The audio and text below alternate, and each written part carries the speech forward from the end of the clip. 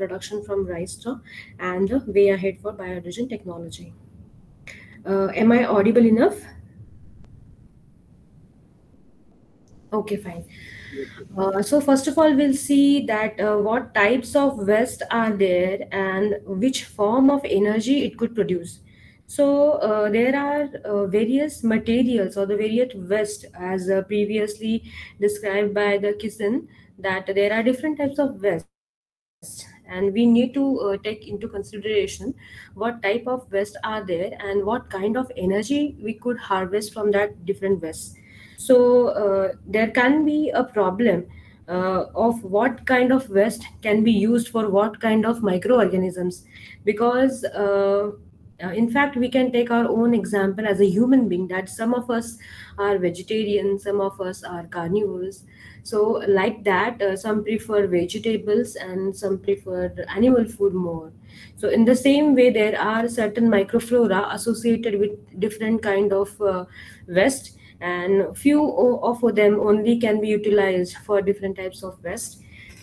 So it is very important for us to categorize waste into different ways, so that we can address the issue in a more prominent way. Then not only the microflora is important, but the amount of waste in which capacities it is produced is also has to be seen, and we have to see whether the continuous process is feasible in that case or not. In biohydrogen productions, there are many challenges, like light fermentation is not applicable in the dark waste. So, say for example, the distillery waste or the waste which is coming from the oil industry are very dark. So, in that case, the light fermentation is not possible because the light cannot penetrate through that dark waste, and that's why bacteria which are requiring the light for their growth cannot be applicable in that particular processes. So now from this kinds of waste, what kinds of energies can be taken out are the energies which are produced under the dark conditions. That is, in the dark fermentation, we can extract out some of the fuels which are like biohydrogen, biomethane, and bioethanol likewise. So, in the current scenario, we are not having much of a biofuel supply because the technologies are in nascent conditions. We have only few technologies which are working for production of biomethane and bioethanol, but biohydrogen is in nascent conditions yet. So, that's why we have to look upon the biohydrogen processes, and also for the plant-based material, because it is sustainable, and the source of plant material will never be exhausting unless and until there is some natural calamity which is very big to destroy earth. So why the biohydrogen as a more sustainable fossil fuel is there? We know that the humans are evolving, and in that processes the fuel needs are also getting evolved. Like, say, first of all, wood was getting burned, then they used animal, which was replaced by coal, then petroleum. But all these are the fossil fuels which are getting replenished now, and we have to look upon some alternative fuel like hydrogen or natural gases, which are dependent more on a sustainable sources as compared to the traditional sources. So in that case, if we consider the energy density of the hydrogen, we can see the red mark over here, which is having 120 megajoules per kilogram at normal conditions of 25 degrees Celsius. So hydrogen is having the highest fuel density. That means that if you are burning 1 kg of natural gas, say CNG, if you are burning, then it will be carrying energy of 47 megajoules per kilogram. But in the same way, if you are burning 1 kg of hydrogen, it can give us almost 3 times of the energy, like 120 megajoules per kilograms. So a small molecule like hydrogen can pack a lot of energy into it, and that can be a big punch for the fuels to go forward. Also, the hydrogen generation is a very benign process, And the burning of hydrogen is also a benign process, that it is not generating any CO2 and it is not contributing to global warming, because when hydrogen is burned, the only product is a water vapor, and which is environmentally benign. So there are two possibilities from the production processes. Like biomethane is comparatively very much known, and it is researched very much, and it is stabilized nowadays. And hydrogen is very much nascent. So if we compare two of them as a fuel, then we have already discussed that the energy intensity of hydrogen is very large as compared to the methane. And methane also contributes to the global warming because it is producing CO2 after burning, whereas hydrogen is producing just water after burning, which is a, that's why it is called as a green fuel. Also, the electricity production, if you consider, then it's almost 200 times of that of methane. And the microbial processes of methane production are quite a bit complex with a larger, longer HRTs. What I mean by HRT is the production of methane, which is taking place, is taking itself a minimum of 7 days to get produced when you set up the reactor, while hydrogen takes very minute time of shorter HRTs, and it's quite a bit simpler processes. It can be started with the simple organism, a single organism, pure culture, if you want to start with. And even for the application purposes, the methane requires more maintenance, while there is very less maintenance for the hydrogen.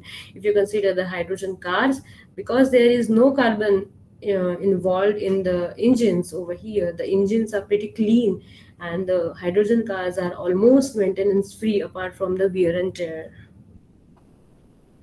So why we have to go with the biological production of hydrogen, and why not the other steam reforming or other processes of biohydrogen production? First and foremost thing is that it is environmentally benign. When you are burning up the fuel to produce the fuel in other hydrogen production pathways, it's itself taking a lot of energy. The capital cost for the technology is very high. But if you consider hydrogen production, it is environmentally benign. It is obtained from renewable resources, and it can be coupled easily with the existing biomethanation technology like treatment of distilled waste, rice straw, bagasse, etc. And then it is very less energy intensive as compared to the other production methods like steam reforming or cracking, pyrolysis, like that. It is very less cost technology, and also the remaining products of the fermentation can be used as a manure. It is just like a methane only. The methane manure can also be used as a fuel. Now there are different routes of biological hydrogen production that we are considering the biological hydrogen production, but even in that there are different types of biohydrogen production pathways, wherein we can have biosynthesis from the photosynthetic organism, which uses light to grow, and in the dark fermentation bacteria there is no requirement of light. Then thereafter, the facultative and obligate anaerobiases are there. In even in the dark fermentation, there is no requirement of oxygen, but there are certain organisms like facultative organism which can use or tolerate some amount of oxygen. So even if there is some contamination of oxygen, they can tolerate that, and they can produce hydrogen. While in anaerobic, obligate anaerobic hydrogen production, there is a strict requirement of anaerobic conditions. So this is about the production pathway on the ways by which the routes of hydrogen production. Now we'll move into further details of biohydrogen production, wherein there we'll go with the classical pathways of how hydrogen can be produced. So in this, the fermentable carbohydrates, what is taken from the west is the fermentable carbohydrates, like the contents of the carbohydrates, which are the simple sugars, to oligosaccharides, monomers like glucose, fructose, xylose are taken, and they are converted into the glucose. and after the glycolysis pathway, it is converted into the pyruvate.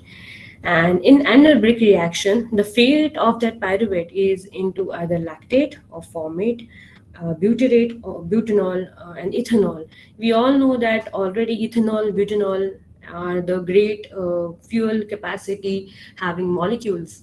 And in that production itself, there is a hydrogen production which is dependent on the particular molecule. If you can see at the left corner of the slides, there is a pathway of the hydrogenase. Now, the hydrogenase are the enzymes which are catalyzing the production of hydrogen by utilizing different mediators like oxidoreductases, which are there, which are utilizing the NADH to form NAD, and the hydrogens are taken out by going through different channels of the Fe molecules. So you can see the hydrogen clusters over there, and the electron is passed through various different Fe clusters so that the energy is reduced to form a hydrogen molecule, H2. So this is how the hydrogen production is carried out.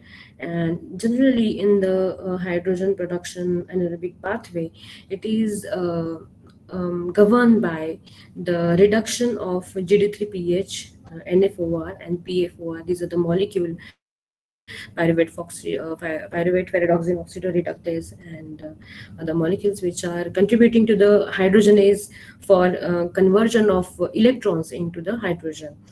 There are certain pathways which are the substrate dependent pathways, in which, for example, say over here we have given the example of formate, wherein when formate is oxidized further, then the conversion of formate takes place into H2 and CO2.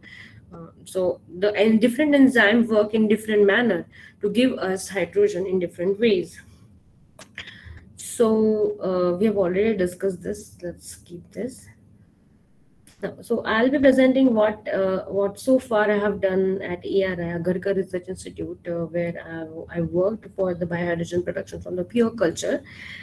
So this is the species which I have isolated at Agarkar Research Institute, that is called as the Clostridium DMSA 10, which is a novel species of Clostridium which is converting biomass into hydrogen. We have labeled it as Clostridium biohydrogenum species No. The references are there. You can search with my name over there, and you can get the references of this all organism, its details and everything. So far what we have deduced is that it produces the highest hydrogen, that is 3.35 moles per moles of glucose utilized, which is almost 85% of the theoretical limits.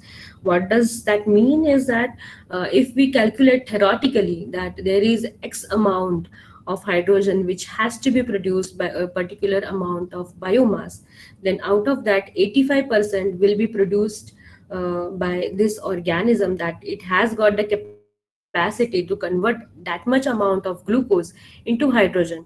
So far now, it is the highest hydrogen producing organism in the world, which is recorded in various different reviews and research articles, and we found that it is the highest hydrogen producing organism.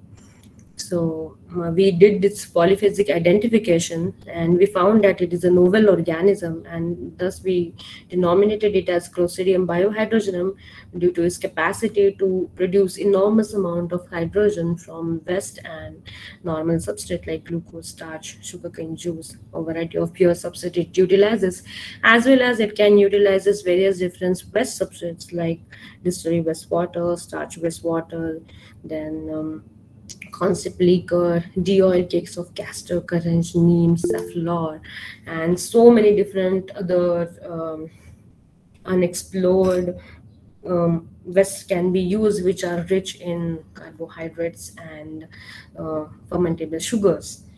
So if we see, I have put up over here two photographs telling us about the organism, how it is. So it is generally a rod with a rounded end. Size is 3 micrometer in the size. It is often in chains, and it has the low vertical spolar flagella, which is utilized for movement from one place to another place, and that is the main reason why it can reach to large amount of substrate within less time, because it has got mobility in it. So now the energy of demand and the supply, what we can do is that it's we know that the energy is required in the fossil fuels, and we mostly depend on the fossil fuels as a source of energy.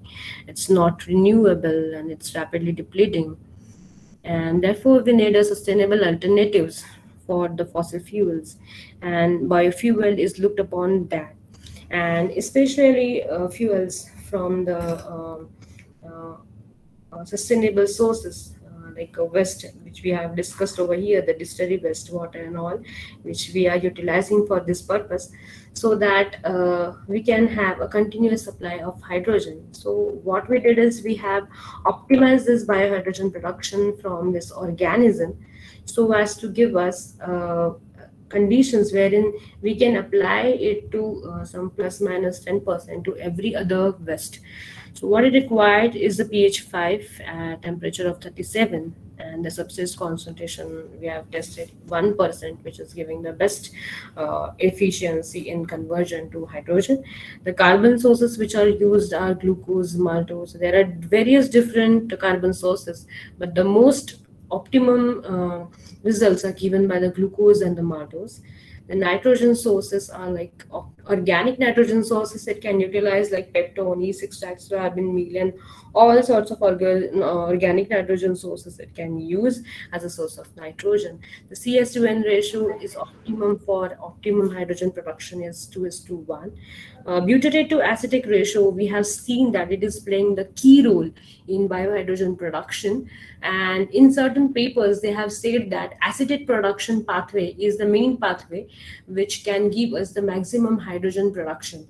But we found that in this particular organism the butyrate is more important as compared to acetate, and higher the butyrate to acetate ratio, the hydrogen production is more. We further found that this might be because of the butyrate pathway, or the butyrate operands are very downstream to the hydrogen production pathway is hydrogenase genes, and that's why simultaneous production of butyrate is leading to the simultaneous production of hydrogen, and that's why butyrate to acetate ratio of 2.3 is said to be optimum for optimum hydrogen production. The trace metals required are the Fe and the cobalt, necessarily because these are the cofactors which are required for the hydrogen enzyme, that is the hydrogenase enzyme we discussed earlier, and that's why Fe, which is the core of that hydrogenase enzyme, is required for the organism to have the capacity to work at its maximum capacity. The hydrogen yield which we obtain by all these optimum conditions is 3.35 moles of hydrogen per moles of glucosylase that we have already discussed. Now the advantages of this process of using this single culture is essentially that it is a green technology in the form of hydrogen we are giving. It is essentially a single culture process, so it is not complicated at all. You just have to take the organism, put it into the waste, and it will do its work in very less time for giving you the hydrogen. This culture is isolated at ARI, and it's very novel culture. This culture produces hydrogen and butyric acid as a major end product of the sugar fermentation. The butyric acid is also known to have a big market because the butyric acid is precursor for the biobutanol production, as well as it has got a market in various different cosmetics and drug industries. The culture is very fast growing anaerobe, and it is easy to maintain. So you don't need any big materials as you need in consortium. Say if there is a consortium of different microorganisms, then you have to also look into the ratios in which the organisms has to be kept, so that a particular ratio only can give a particular amount of yield. But because it is a single simple culture, you can just have the culture and grow at its maximum capacity at optimum conditions, and the temperature required is just an ambient temperature where it can work very easily. It is deposited under MTCC under Budapest Treaty. So this we have found that this particular culture can be used in distillery waste without any dilution of by water. So different technologies are there wherein we need to dilute the distillery waste because it is having very high CODs of 190 grams per liter of distillery waste. So it is huge load on the organisms which are producing energy. But in this particular organism, we found that no bar of the concentration of distillery waste matters, because even at the highest concentration, it can grow and can give hydrogen without any nutrient addition. Just that pH of the distillery waste, which is 3, is not optimum for the organism. So we have to bring it to 5 for the process to start first. This is a single culture, so it is very easy to monitor. It works very well at ambient temperatures of 30 to 35 degrees Celsius. It has a low HRD and hence very low infrastructure cost is causing it to grow and maintain and raise fermenters out of it. It's easy to integrate with any existing anaerobic treatment plants, because we know that for the methane formation, we have to hydrolyze, first of all, whatever material is there. So what we can do is we can take the material at this organism, hydrolyze it, produce acetate and butyrate from that and hydrogen from that, and that can be taken over to the methane plant for the production of methane. So it can be an additional integration plant in the existing anaerobic treatment plants. And there are no ill effects on existing anaerobic treatments. In fact, it may improve the HRTs, because the HRTs of the existing processes are more than 7 days to 21 days. And because this organism can convert the waste into a mere of 24 to 48 hours, the process is much improved in the case of HRT. There is no or very little H2S production or H2S contamination which is there in this organism, and therefore there is a better control of the process for biomethanation. Now there are certain parameters which we thought that could be necessary to monitor while biohydrogen production from different waste. So if you can just consider glucose and particular waste, we know these are the optimum conditions. But when we are varying the feedstock, then we need to take into consideration these parameters very seriously, like partial hydrogen pressures of H2, CO2 and CO, because hydrogenase is getting inhibited when it is found that hydrogen is still there in the headspace of the infrastructures or the fermenters wherein we are growing the culture. So if there is a hydrogen, we have to take out the hydrogen at different time intervals, so that we will be reducing the partial pressure of hydrogen and hydrogenases will not be inhibited. Then the substrate concentration is another point wherein we have to look into, because high is the substrate concentration. This organism has a very high capacity to convert it into the hydrogen and volatile fatty acids. So these volatile fatty acids, when produced at the higher concentration, it can lower the pH, and that's why we have to continuously add the substrate and take out the waste material, so that the volatile fatty acid will not inhibit again the hydrogen production. The agitation and mixing speed has to be taken into consideration for proper mixing and utilization of the substrate by this organism. HRT and the pH are again very important, because a certain amount of, say, if it is a liquid material, the HRT will be lower.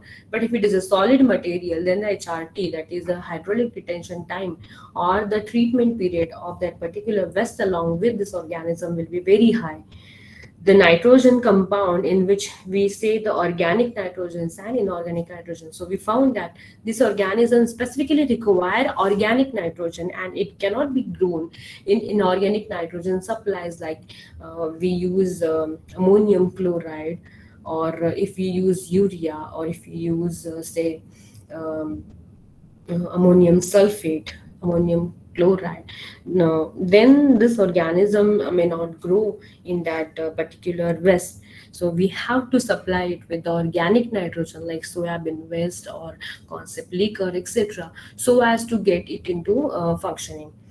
The metabolite shift can further occur in this organism because of the production of VFAs and alcohol. Because it is a clostridium, it has got tendency to produce different volatile fatty acids and alcohol, and so that we have to continuously remove these end products from the fermentated vessel, so as it should not cause any inhibition for the hydrogen production in continuous process.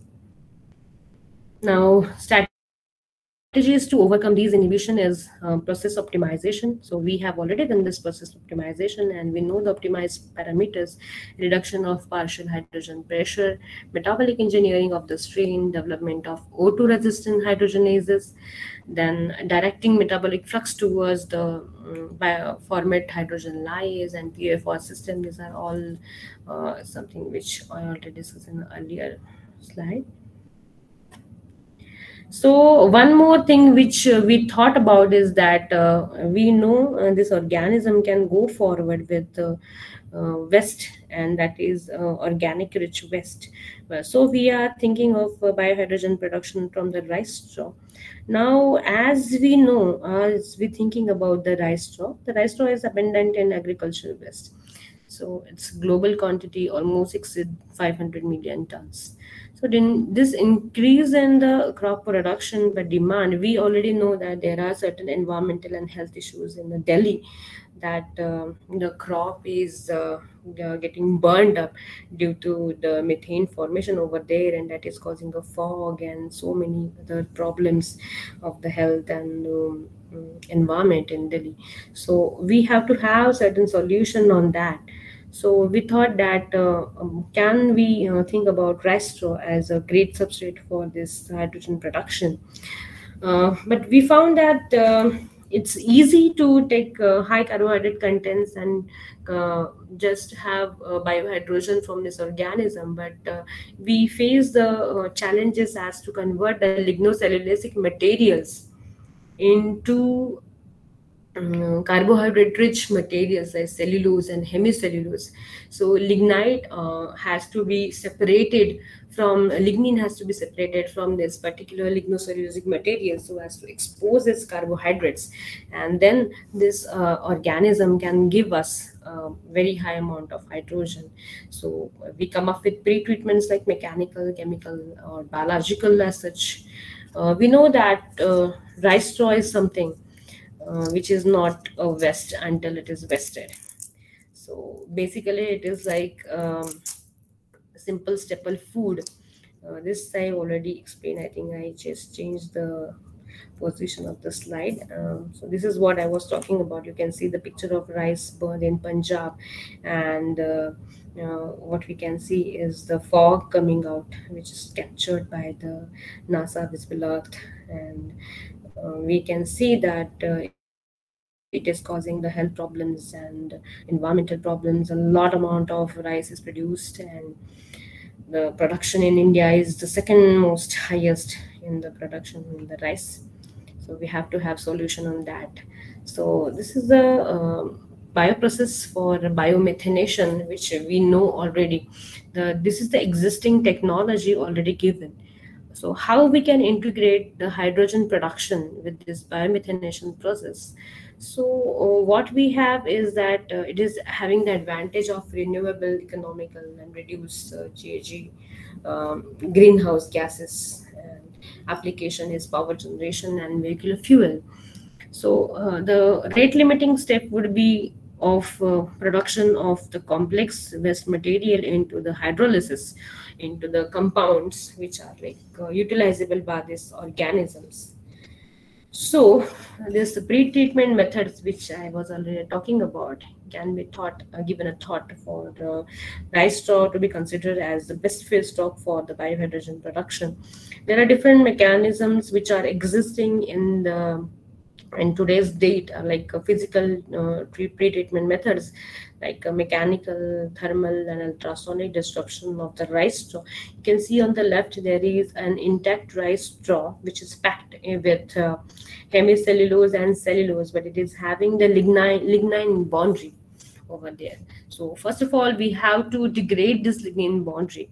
So this mechanical, thermal, and ultrasonic methods at certain extents can give the reduction in size and increase the digestibility of cellulose and hemicellulose, but it's not enough, because the capacities in which it can do and the capacities in which we need our biohydrogen is not related in the way of what we say, the utilization of the substrate is not much in the case of this physical pre-treatments. We can go for the chemical pre-treatments like hydrolysis of rice straw, but separation of these chemicals then thereafter and reuse of these chemicals is a big issue, because when we use acid pretreatment or when we use basic pretreatment by caustic soda and all, there is a requirement of again neutralization process to go further and use that for a pretreatment basis. So that's a big niche wherein there's a pitfall wherein we cannot use this chemical and physical treatments, but biological treatments are being thought of great methods of pre-treatment of the rice straw, wherein there is an enzymatic hydrolysis of this rice straw is taken place, the delignification and the enzymatic pre-treatment of cellulose is done to get into the monomers of glucose and fructose, like that. So if we compare these physicochemical parameters and the biological parameters for the pre-treatment of the rice straw, then we see that the high operational cost, energy consumption is also high, and they are non-eco-friendly and laborious, these procedures of the physicochemical parameters. And if we compare it with the biological pre-treatment methods, then there are very less operational costs are there. Low energy consumption will be there because there is no any requirement of heat or disruption or ultrasonication, which reduces the cost to very high extents. It's eco-friendly because there is no any involvement of the chemicals, and it is comparatively less laborious because again what you have to do is take an organism, add it into the rice straw and hydrolyze it. So there are different organisms like funguses which can do the same thing. So over here we have they have given some existing biorefining techniques in which we can have the biomethane and hydrogen, and digestion can be done. There are various different ways in which rice straw can be used for the production of bioethanol, hydrogen, and bioethanol, and we can save the energy and can sequester about 75% of the energy by utilization of rice straw and convert it into various different fuels which we can extract from there. So these are just again sum up of some pre-treatments which I have already explained, like chemical pre-treatments which we can think of. So in ARI, what we thought as let's not involve any high throughput physicochemical treatments, and let's try treating rice straw with the biochemical treatments. So we just are chopping up the rice straw to fit into the fermenters. Then we are inoculating the rice straw with several cellulose degrading microorganism consortium, which we obtain from, say, different niches like hot springs and mud volcanoes and TG and rumen fluids, etc. So wherever we can find the organism which are associated with the use of plant material, so we have taken organisms from there wherein we know that they can be used for the degradation of this lignin, and we can get maximum fermentable sugars out of them. So we just have inoculated this organism and incubated it at different temperatures and different optimum conditions to get an optima for pH, temperature, and CN ratios, and different parameters of nutrition as well as physiological conditions have been checked. Out of that WES consortium, we will be selecting for the scale-up processes. So far, we have got up to the optimum pH and temperatures over there for this particular different consortium which can work. So we found that different consortiums are giving us optima at a different temperatures, because necessarily that temperature is required for the organism in that particular consortium to grow. So this was about hydrogen production and its strategies for rice straw and pure substrate from the pure organism and consortium we are looking at. Over here, I'll take this opportunity to thank organizers